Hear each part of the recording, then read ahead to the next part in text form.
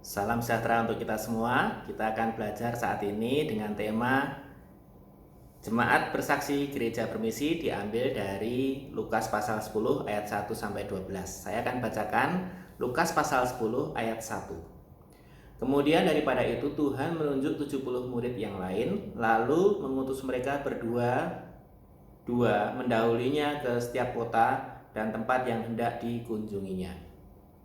Pada waktu itu Yesus mengutus 70 muridnya dan diutusnya dua-dua. Tuhan memberikan perintah kepada murid-muridnya untuk mendatangi kota-kota yang akan didatangi oleh Yesus.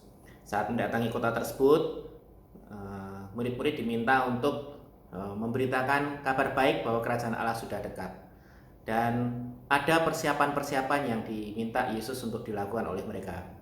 Mungkin berbeda dengan kebanyakan kita saat ini, saat mau pergi harus mempersiapkan diri, mempersiapkan segala sesuatu supaya nanti saat sampai di lokasi tujuan dapat semua berjalan dengan lancar. Tapi ini Yesus ada pesannya yang menarik. Di dalam ayat 4, janganlah membawa pundi-pundi atau bekal atau kasut, dan janganlah memberi salam pada siapapun selama dalam perjalanan.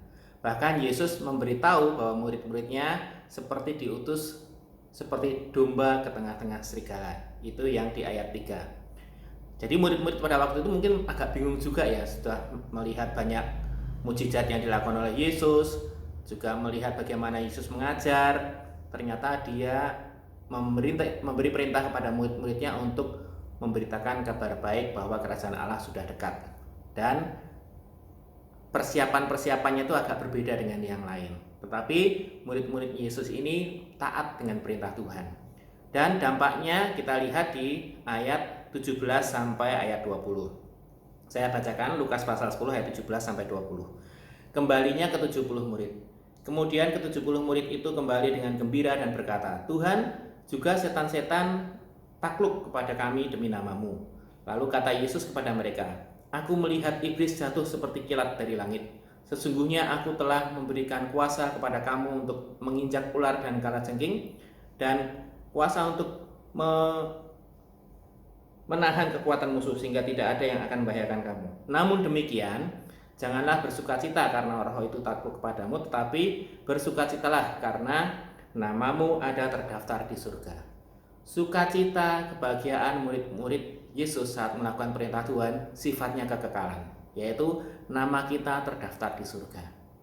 Jemaat Bersaksi Gereja Bermisi.